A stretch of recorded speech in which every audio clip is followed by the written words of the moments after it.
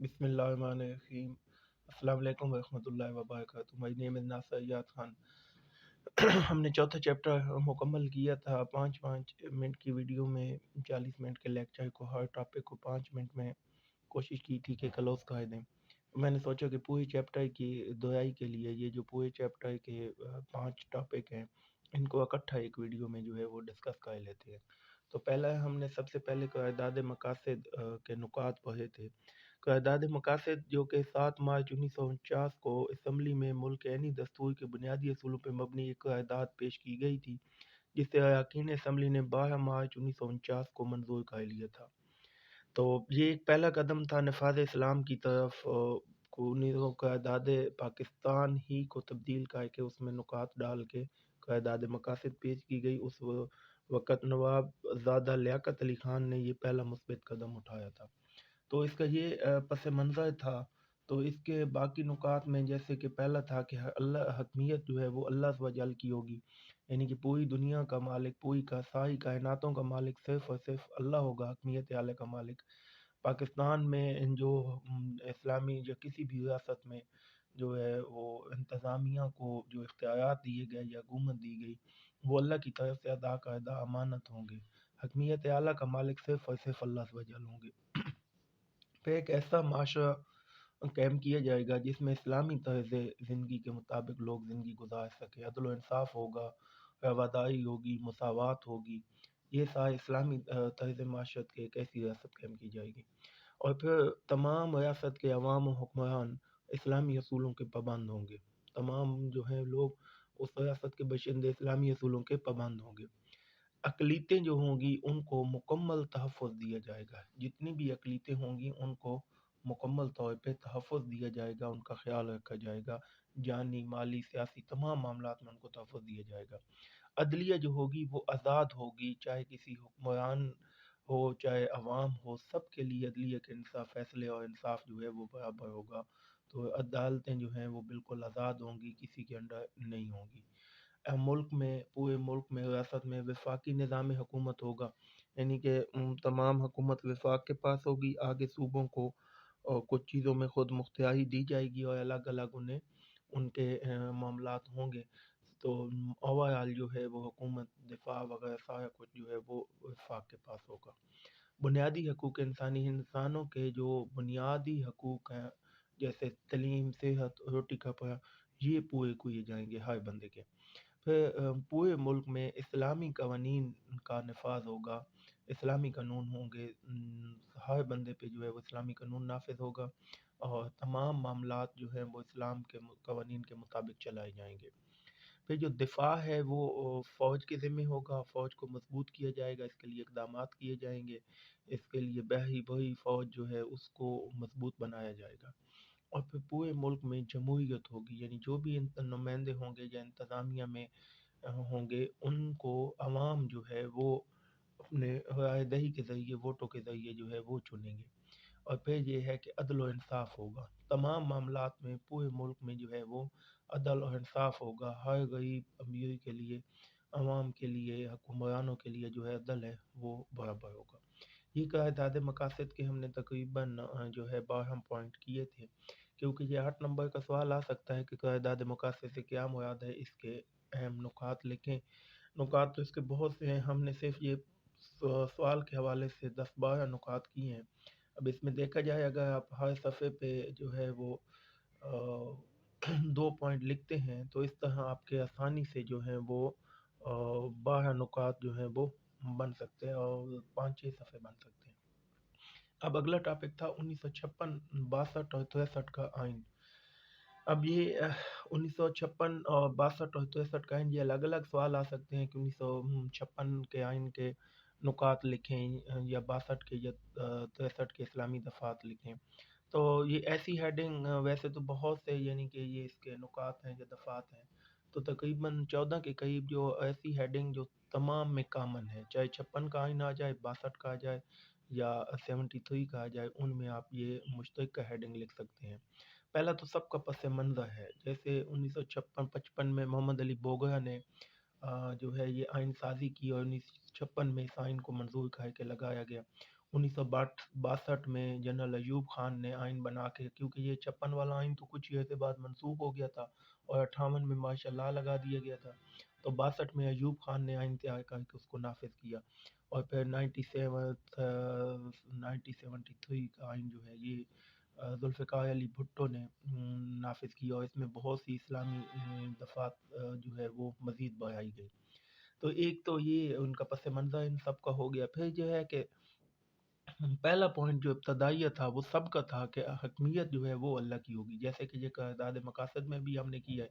کہ ساری کائنات کا خالق و مالک صرف اور صرف اللہ عز و جل ہوگا۔ انتظامیہ کو، جو حکومت کو جو اختیارات چلانے کے لیے دیے جائیں گے وہ اللہ کی طرف سے امانت ہوں گے، اور ان کو امانت سمجھ کے وہ چلائیں گے۔ مکمل اختیارات جو ہیں وہ اللہ کے پاس ہیں۔ پھر ان آئین میں تھا کہ ملک کا نام جو ہے وہ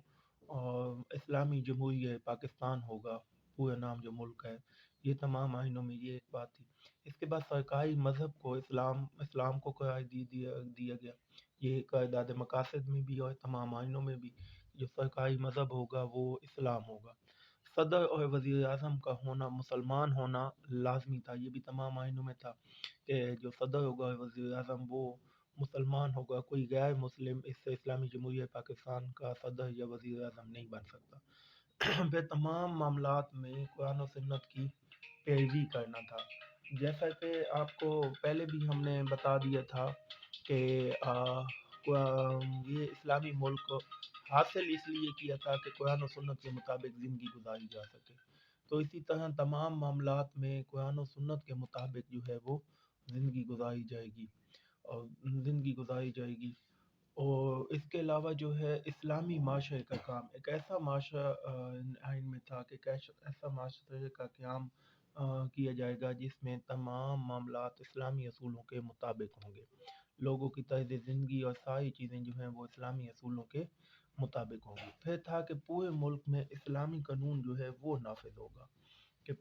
پورے اسلامی جمہوریہ پاکستان میں جو ہے وہ جو قانون ہوگا وہ اسلام کے قانون ہوں گے۔ پھر تھا اسلامی اقتدار کا تحفظ، کہ اسلام کی جتنی بھی اقتدار ہیں، جیسے عدل و انصاف ہے، مساوات ہے، رواداری ہے، ان کا جو ہے وہ تحفظ کیا جائے گا۔ اور پھر 9 میں ایک پوائنٹ یہ بھی تھا سب میں کہ ایک ایسی فلاحی ریاست قائم کی جائے گی جس میں تمام انسانوں کی فلاح کا سوچا جائے گا اور عوام کی فلاح و بہبود کے لیے کام کیا جائے گا۔ پھر یہ 1973 کے آئین میں ہے کہ عربی زبان کی تعلیم جو ہے وہ تمام کلاسوں میں، یہ میٹرک سے لے کے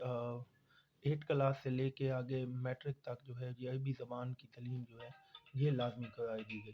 پھر یہ تھا کہ سود کا خاتمہ کیا جائے گا، کہ پورے ملک میں سود جو ہے اس کا خاتمہ کیا جائے گا، اور قومی زبان جو ہے وہ اردو رکھی جائے گی، اور ایک ایسی نظریاتی کونسل قائم کی جائے گی جو کہ اسلامی عدالتوں کی بھی، اسلامی جمہوریہ پاکستان کی عدالتوں کو بھی کنٹرول کرے گی، اور وہ اسلام کے قوانین اور اسلام کے قانون اور ایک ایسا معاشرہ، اسلامی معاشرہ کو جو ہے وہ نافذ کرے گی۔ پھر تھا پاکستان، اگلا جو ہمارا ٹاپک تھا وہ پاکستان میں نفاذ اسلام کے لیے اقدامات تھے۔ سب سے پہلا اسلامی جمہوریہ پاکستان میں یہ کام کیا گیا کہ تمام سرکاری دفاتر میں نظام صلاۃ کا قیام، کہ ظہر کی نماز کا اہتمام کیا گیا، اس کے لیے وقفہ دیا گیا، اس کو لازم قرار دیا گیا۔ پھر رمضان آرڈیننس پاس کیا گیا کہ کوئی بھی شخص بازاروں میں یا ہوٹل وغیرہ نہیں کھلے ہوں گے دن کے اوقات میں، کھانا وغیرہ یا وہ سب کے سامنے نہیں کھائیں گے، رمضان کے خلاف یعنی کہ جو سختی کی گئی کہ جو بھی رمضان روزوں میں جو اس طرح جیسے کھانا پینا سب کے سامنے یا روزوں کے مخالف جو بھی کرے گا اس کو سخت سے سخت سزا دی جائے گی۔ پھر فحاشی اور ایرانی پہ مکمل پابندی، میڈیا ایسے ڈرامے، فلمیں یا کسی قسم کے اور جیسے جو ہے محافل وغیرہ، ان پہ سختی سے پابندی لگائی گئی کہ ملک میں فحاشی اور ایرانی پہ مکمل طور پہ پابندی ہوگی۔ مسجد و مکتب کا قیام کیا گیا، مسجد کے اندر مکتب کا قیام کیا گیا کہ اس سے لوگوں کو مسجد کی طرف رغبت ہوگی اور وہاں پہ وہ ان کو پڑھایا بھی جائے گا۔ پھر حدود آرڈیننس کا قیام کیا گیا کہ یہ جو 4 اسپیشلی سزائیں ہیں، جیسے چوری کی سزا، ہاتھ کاٹنا، زنا کی سزا، شراب اور اس کی سزا جو ہے وہ کوہ مارنا ہے، بہتان کی، تو یہ حدود آرڈیننس پاس کیا گیا کہ ان سزاؤں کو لاگو کیا گیا۔ پھر زکوٰۃ و عشر کے لیے باقاعدہ یعنی کہ ایک بیت المال اور ضلعی اور تحصیل لیول پہ بھی جو ہے وہ بیت المال قائم کیے جائیں گے۔ پھر بین الاقوامی اسلامی یونیورسٹی کا قیام یہ بھی تھا کہ پوری ایک ایسی یونیورسٹی قائم کی جائے گی، اسلام آباد میں یہ کی گئی، جو بین الاقوامی اسلامی یونیورسٹی ہوگی۔ شرعی عدالتوں کا قیام، باقاعدہ شرعی عدالتیں بنائیں گی جو مکمل شریعت کے مطابق جو ہے وہ فیصلے دیں گی، اور تمام اسلامی قوانین اور ان کے خلاف کرنے والوں کے لیے سزائیں اور وہ قوانین مرتب کریں گی۔ بینکوں میں سود کو ختم کیا جائے گا، ایسے اکاؤنٹ کھولے جائیں گے جو کہ بلا سود ہوں، جن میں سود کی انٹری نہ کی گئی ہو۔ پھر دینی تعلیم کو پہ اسپیشلی زور دیا گیا مدارس میں بھی اور دوسری تعلیم میں بھی، کہ اس میں دینی تعلیم کو لازمی قرار دیا گیا۔ اس میں یہ نفاذ پاکستان کے لیے اقدامات تھے۔ تو نفاذ پاکستان میں اسلام میں کچھ رکاوٹیں ڈسکس کرتے ہیں کہ جو اس دور میں رکاوٹیں پیش آئیں، کہ پاکستان بننے کے بعد ایک تو یہ تھا کہ وہاں جو حکمران طبقہ تھا قائد اعظم کے بعد اسپیشلی، ان کا غیر اسلامی طریقہ زندگی تھا، کہ ان کا رہن سہن طریقہ کار انگریزوں کے ساتھ رہ کہ ہندوؤں کے کا غیر اسلامی تھا۔ پھر یہ تھا کہ وہ مادہ پرستی میں پڑے ہوئے تھے، صرف پیسہ حاصل کرنا، پیسے کی بھاگ دوڑ میں رہنا، وہ اسلام سے دور تھے۔ پھر حکمران ہمارا طبقہ جو تھا وہ بھی مغرب سے متاثر تھا، اور وہ تمام اصول جو ہیں وہ اسلامی اصولوں کو صحیح طریقے سے ایکسیپٹ نہیں کر رہے تھے۔ اس کے بعد فوجی امریت اور اقتدار، یہ بار بار ہوتا ہے ابھی تک، کہ مارشل لاء لگا دے دینا، فوج کا حکومت پہ قبضہ کر لینا، اس سے بھی جو ہے وہ اسلامی اصولوں پہ نفاذ میں کافی رکاوٹیں پیش ہوئیں، کیونکہ زیادہ تر جو فوجی تھے، آرمی تھی، وہ اسلام پسند نہیں تھی۔ پھر بیرونی سازشیں جیسے بھارت اور روس جو ہے وہ وقتاً فوقتاً جو ہے وہ سازشیں کرتا رہتا تھا، اس وجہ سے بھی اسلام کے خلاف یہ ایک اہم رکاوٹ تھی۔ غیر مخلص مذہبی قیادت، ہمارے جو اس وقت مذہبی قائدین تھے وہ بھی اسلام کے ساتھ مخلص نہیں تھے، اور وہ صرف نام کے مسلمان تھے۔ عالمی مالیاتی نظام، جیسے ابھی بھی وہ ہمیں قرضے دے کے جو ہیں کچھ ادارے، وہ انہوں نے اسی طرح، کیونکہ پاکستان مالیاتی طور پہ کمزور تھا، وہ مالی امداد کر کے وہ اسلام کے خلاف اپنی مرضی کے جو ہیں وہ قوانین نافذ کروانا چاہتے تھے۔ پھر تھا فرقہ وارانہ نقصانات، پھر ہمارے ملک میں ایک سب سے بڑا مسئلہ فرقہ وارانہ تھا، جو اب بھی ہے، کہ آپس میں بھائیوں کو فرقے میں بٹ کے ایک دوسرے سے لڑوایا گیا، تو اس سے بھی اسلام میں نفاذ اسلام میں کافی رکاوٹیں پہنچی۔ پھر میڈیا کا کردار، میڈیا کا کردار بھی بہت اہم تھا۔ میڈیا پہ بھی جو ہے وہ ایسے ڈرامے وغیرہ چلائے گئے جن کی وجہ سے جو ہے وہ اسلام میں نفاذ اسلام میں رکاوٹیں پیدا ہوئیں، لوگوں کا ذہن جو ہے وہ مغرب کی دنیا کو بہتر کر کے دکھایا گیا، تو یہ بھی ایک جو تھا نفاذ اسلام میں رکاوٹ تھی۔ پھر جہاد سے دوری، دوسرے یہ تھا کہ اس وقت جو ہے وہ مسلمان جو ہیں وہ جہاد سے دور ہو چکے تھے، جس وجہ سے نفاذ اسلام میں ایک اہم رکاوٹ یہ بھی تھی۔ اس کے بعد ہم نے ایک اس کے ساتھ اسی ٹاپک میں چیپٹر میں ایک ٹاپک تھا خطبہ حجت الوداع، یہ ہمارا چیپٹر تھا پاکستان کو اسلامی جمہوریہ بنانے کے اقدامات۔ تو خطبہ حجت الوداع میں سب سے پہلے پیارے نبی صلی اللہ علیہ وسلم نے حمد و ثنا بیان کی، اللہ تعالیٰ کی حمد بیان کی اور ثنا بیان کی۔ اس کے بعد آپ صلی اللہ علیہ وسلم نے خوف خدا کی تاکید کی، کہ اللہ سے ڈرنا، اللہ تعالیٰ جو ہیں وہ گناہوں پہ پکڑ کرے ہیں، جس کا مفہوم ہے۔ اور پھر وصال کی طرف اشارہ تھا، مفہوم ہے پیارے نبی صلی اللہ علیہ وسلم کے الفاظ کا، کہ آپ صلی اللہ علیہ وسلم نے فرمایا کہ ہو سکتا ہے پھر میں دوبارہ ایسے آپ لوگوں کے درمیان نہ ہوں۔ تو اس طرح کچھ صحابہ کرام نے تو اسی وقت ظاہر و قطع رونا شروع کر دیا، وہ سمجھ گئے کہ پیارے نبی صلی اللہ علیہ وسلم دنیا سے وصال فرمانے والے ہیں۔ دوسرا زمانہ جاہلیت کی رسومات کا خاتمہ، آپ صلی اللہ علیہ وسلم کے مفہوم ہے حدیث پاک کا، کہ زمانہ جاہلیت میں جتنی بھی رسومات تھی وہ سب کو جو ہے وہ ختم کیا جاتا ہے۔ پھر معیار فضیلت بیان کی گئی، اور اسے ہم مساوات بھی کہہ سکتے ہیں، کہ تقوی کی بنیاد پہ فضیلت ہے، کسی گورے کو کالے پہ، کسی عربی کو اجمی پہ، کسی کو کسی پہ کوئی فضیلت حاصل نہیں تھی۔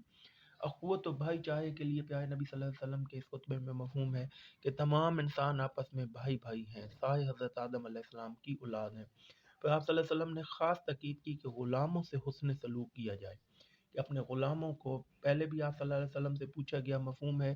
کہ غلام کو کتنی بار معاف کیا جائے، تو آپ صلی اللہ علیہ وسلم کی حدیث پاک کا مفہوم ہے کہ اگر دن میں 70 بار غلطی کرے تو اسے معاف کیا جائے۔ سودی نظام کا خاتمہ، آپ صلی اللہ علیہ وسلم نے اسپیشلی سود کی حرمت فرمائی کہ سودی نظام جو ہے اس پہ مکمل جو ہے یہ حرام ہے۔ پھر عورتوں کے لیے آپ صلی اللہ علیہ وسلم نے فرمایا کہ اس کے معاملے میں مفہوم ہے کہ اللہ سے ڈرنا، اور وراثت کے حقوق بتائے کہ وراثت میں کسی کو حق نہیں ہے وصیت کرنے کے لیے، جو جیسے قرآن پاک میں بتا دیے گئے تھے وہ حق لازمی ادا کیے جائیں۔ پھر آپ صلی اللہ علیہ وسلم کا مفہوم ہے حدیث پاک کا خطبہ حجۃ الوداع میں، آپ نے سب کا مفہوم لکھنا ہے کیونکہ ایگزیکٹ حدیث نہیں ہم لکھ سکتے پیپر میں، تو اعمال کی جواب دہی کہ عوام ہر انسان اپنے اعمال کا جواب دہ ہوگا، کسی کے اعمال کسی دوسرے پہ ڈالے نہیں جائیں گے۔ اور آخر میں آپ صلی اللہ علیہ وسلم نے فرمایا، یہ تو پوائنٹ تو زیادہ ہیں، ہم نے سوال کے حوالے سے صرف باہر کیے ہیں، کہ آپ صلی اللہ علیہ وسلم نے قرآن و سنت پہ عمل کرنے کی تاکید فرمائی کہ میرے بعد آپ نے قرآن اور سنت کو مضبوطی سے تھام کر رکھنا ہے، مفہوم ہے یہ، اور اس پہ آپ نے مکمل عمل کرنا ہے۔ تو یہ ہمارے 5 جو تقریباً ٹاپک ہیں اس چیپٹر کے، وہ ہم نے کر لیے۔